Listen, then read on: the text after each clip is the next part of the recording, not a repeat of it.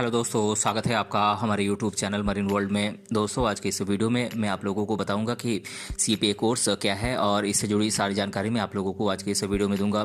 दोस्तों, वीडियो में आगे बढ़ने से पहले मैं आपसे रिक्वेस्ट करना चाहूँगा कि अगर आपने अभी तक इस चैनल को सब्सक्राइब नहीं किया है तो इसे ज़रूर सब्सक्राइब कर लीजिएगा और अगर ये वीडियो अच्छा लगे तो इसे शेयर जरूर कीजिएगा। तो चलिए दोस्तों, इस वीडियो को स्टार्ट करते हैं। दोस्तों, ज़्यादातर युवा अकाउंटेंट बनने का सपना देखते हैं, जिसके लिए वो कई तरह के कोर्सेज करते हैं, जिसमें सीए यानी कि चार्टेड अकाउंटेंसी सबसे अधिक मांग वाले प्रोफेशन में से एक है। इसे भारत की सबसे अच्छी डिग्री यानी कि सर्वोच्च डिग्री मानी जाती है, लेकिन ये सभी देशों में मान्यता प्राप्त नहीं है। लेकिन उनमें से एक सीपीए कोर्स है जो अमेरिका में सबसे ज़्यादा accounting qualification certified public accountant course है। दोस्तों, ये ग्लोबल लेवल पर सर्टिफाइड कोर्स है। दोस्तों, सीपीए को अकाउंटेंसी के क्षेत्र में एक प्रमुख प्रोफेशन माना जाता है। अगर आप भी ग्लोबली सीपीए कोर्स करके अकाउंटेंसी के क्षेत्र में अपना कैरियर बनाना चाहते हैं तो सीपीए कोर्स करना आपके लिए एक बेहतर विकल्प साबित हो सकता है। दोस्तों, सीपीए कोर्स क्या है, अगर आप इसके बारे में जानना चाहते हैं तो इस वीडियो में हम आपको बताएंगे कि सीपीए कोर्स क्या है, सीपीए कोर्स करने के लिए क्या करें, इसके लिए क्या क्या योग्यताएं हैं। साथ ही साथ हम इस कोर्स की फीस, इसमें कौन कौन से सब्जेक्ट पढ़ाए जाते हैं, इसका सिलेबस क्या है और इस एग्ज़ाम का पैटर्न क्या है, इस कोर्स को करने के बाद सैलरी कितनी मिलती है, इससे जुड़ी तमाम जानकारी मैं आप लोगों को आज के इस वीडियो में दूंगा। इसीलिए इस वीडियो को अंत तक जरूर देखिएगा। दोस्तों, सीपीए कोर्स की बात करें तो इसका full form certified public accountant होता है, जिसे हिंदी में प्रमाणित सार्वजनिक लेखाकार कहते हैं, जिसे American institute of certified public accountants AICPA के द्वारा प्रशासित किया जाता है। ये दुनिया का सबसे बड़ा लेखा निकाय भी है और 122 देशों में इसकी उपस्थिति है। दोस्तों, ये सीपीए कोर्स उन लोगों के लिए एक बेहतर विकल्प है जो विश्व स्तर पर अकाउंटिंग में अपना कैरियर बनाना चाहते हैं, यानी कि जो देश के बाहर जाकर अपना कैरियर बनाना चाहते हैं, उनके लिए ये एक बेहतर कोर्स है। आपको बता दें कि ये प्रोग्राम अकाउंटिंग और फिनांस प्रोफेशनल्स को अंतर्राष्ट्रीय पहचान प्रदान करता है, यानी कि इंटरनेशनली रिकॉग्निशन प्रोवाइड करता है। दोस्तों, सीपीए कोर्स के लिए एलिजिबिलिटीज़ यानी कि योग्यताओं की बात करें तो कैंडिडेट्स जो सीपीए कोर्स करना चाहते हैं वे ग्रेजुएशन की डिग्री प्राप्त करने के बाद सीपीए कोर्स के लिए एलिजिबल हैं। दोस्तों, MCom MBA institute of chartered accountants of India के members, institute of cost accountants of India के members, institute of company secretaries of India के मेंबर्स इसके लिए एलिजिबल हैं। दोस्तों, बीकॉम की डिग्री हासिल करने वाले भारतीय चार्टर्ड अकाउंटेंट्स अमेरिका के कुछ स्टेट्स के लिए एलिजिबल हैं। हालांकि आपकी जानकारी के लिए बता दें कि ये एलिजिबिलिटी क्राइटेरिया अलग अलग राज्यों में अलग अलग हो सकती है। दोस्तों, जब सीपीए कोर्स की फ़ीस की बात आती है तो ये US सीपीए कोर्स एक महंगा प्रोग्राम है। सीपीए एग्ज़ाम देने के लिए इंटरनेशनली कैंडिडेट को लगभग 30,400 रुपये का पेमेंट करना पड़ सकता है। साथ ही साथ एग्ज़ाम फ़ी के अलावे कैंडिडेट्स को application fee, registration fee, CPA license fee और बिजनेस एजुकेशन की भी फीस पेमेंट करनी पड़ती है। तो कैंडिडेट्स के लिए ये बहुत महंगा साबित होता है, लेकिन सीपीए कोर्स की पूरी लागत इंस्टीट्यूट के स्किल और प्रोफाइल पर निर्भर करती है।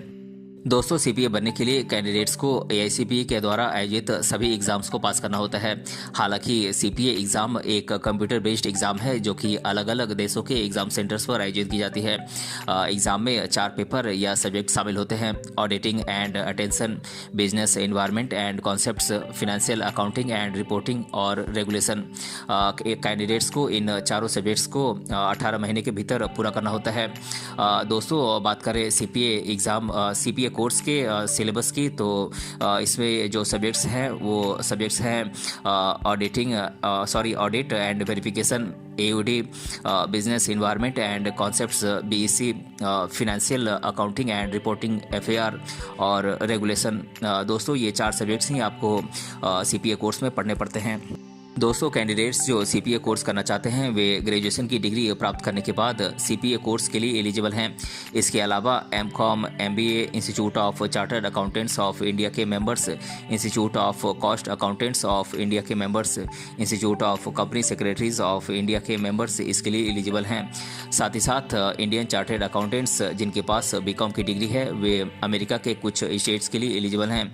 इसमें एलिजिबल कैंडिडेट अपनी एजुकेशनल क्वालिफिकेशंस को वेरीफाई क्वालिफाई करने के बाद CPA एग्ज़ाम के लिए अप्लाई कर सकते हैं। एप्लीकेशन एक्सेप्ट किए जाने के बाद कैंडिडेट्स को CPA एग्ज़ाम के पेपर्स लेने के लिए शेड्यूल टू शेड्यूल NTS जारी किया जाता है। दोस्तों, हर पेपर के लिए एक नए NTS की ज़रूरत होती है। इन चारों सब्जेक्ट्स को पास करने के बाद स्टूडेंट्स को वर्क एक्सपीरियंस की ज़रूरत होती है, जिसे कि पूरा करना होता है, और इसके बाद आपको लाइसेंस फ़ी का पेमेंट करना होता है। और CPA लाइसेंस और AICPA कैरेक्टर एग्ज़ाम को आपको पास करना होता है। दोस्तों, CPA के लिए वर्क एक्सपीरियंस के प्रकार अलग अलग राज्यों में अलग अलग होते हैं। आमतौर पर 2 टियर स्टेट्स को CPA सर्टिफिकेशन के लिए वर्क एक्सपीरियंस की ज़रूरत नहीं होती है, लेकिन प्रैक्टिस करने के लिए लाइसेंस की ज़रूरत होती है। कुछ राज्यों जैसे कि कोलोराडो और मैसाचुसेट्स उन व्यक्तियों के लिए वर्क एक्सपीरियंस को छूट देते हैं जिनके पास यूनिफॉर्म CPA एग्ज़ाम लेने के लिए स्टेट की बेसिक एजुकेशनल नीड्स की तुलना में हायर एजुकेशनल क्वालिफिकेशन है। अधिकांश राज्यों में पब्लिक अकाउंटिंग की नेचर के अकॉर्डिंग ही वर्क एक्सपीरियंस की ज़रूरत होती है। हालांकि ऐसे स्टेट्स की संख्या बढ़ रही है जो पब्लिक अकाउंटिंग के क्षेत्र में जनरल नेचर के एक्सपीरियंस को एक्सेप्ट करेंगे। इन राज्यों में ऑरेगन, वर्जीनिया, जॉर्जिया और केंटकी शामिल हैं। ये एक कॉरपोरेशन में फिनेंशियल वर्क में लगे लोगों को CPA की सर्टिफिकेशन प्राप्त करने की अनुमति देता है। दोस्तों, अधिकांश राज्यों को लाइसेंस प्राप्त CPA के द्वारा सर्टिफाइड वर्क एक्सपीरियंस की ज़रूरत होती है। ये यूनाइटेड स्टेट्स के बाहर के एप्लीकेंट्स के लिए कठिनाइयाँ पैदा कर सकता है। हालांकि कोलोराडो और ऑरेगन जैसे कुछ राज्य चार्टर्ड अकाउंटेंट्स के द्वारा सर्टिफाइड वर्क एक्सपीरियंस को भी एक्सेप्ट करेंगे। दोस्तों, CPA कोर्स के बाद सैलरी की बात करें तो सैलरी उनके वर्क एक्सपीरियंस और पोस्ट पर निर्भर करती है। फिर भी CPA कोर्स करने के बाद अकाउंटेंसी के क्षेत्र में शुरुआती सैलरी 50,000 रुपये से लेकर 80,000 रुपये मंथली हो सकती है, और जैसे जैसे आपका इस क्षेत्र में एक्सपीरियंस बढ़ता जाता है वैसे वैसे आपकी सैलरी भी बढ़ती ही जाती है। दोस्तों, अब मैं आप लोगों के साथ CPA कोर्स करने से रिलेटेड स्टूडेंट्स के द्वारा अधिकतर बार पूछे जाने वाले प्रश्नों को एक एक कर आप लोगों के साथ डिस्कस कर देता हूँ। पहला प्रश्न है, CPA कोर्स के क्या फ़ायदे हैं? तो दोस्तों, मैं आप लोगों को बता दूं कि CPA कोर्स ये एक certified public accountants US degree है, और ये भारत में चार्टर्ड अकाउंटेंट्स के बराबर का कोर्स है। लेकिन भारत सरकार CPA को मान्यता नहीं देती है। कंपनी एक्ट के अनुसार केवल CA ही मान्य है, और CA की तुलना में CPA आसान है और इसमें समय भी कम लगता है। और दूसरा प्रश्न है, CPA कोर्स में कितने पेपर्स होते हैं?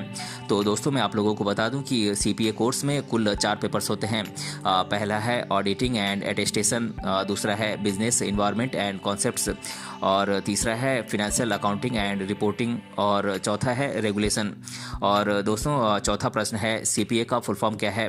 तो दोस्तों, मैं आप लोगों को बता दूं कि CPA का full form certified public accountants होता है। और चौथा प्रश्न है, CPA कोर्स की परीक्षा की प्रोसेस क्या है?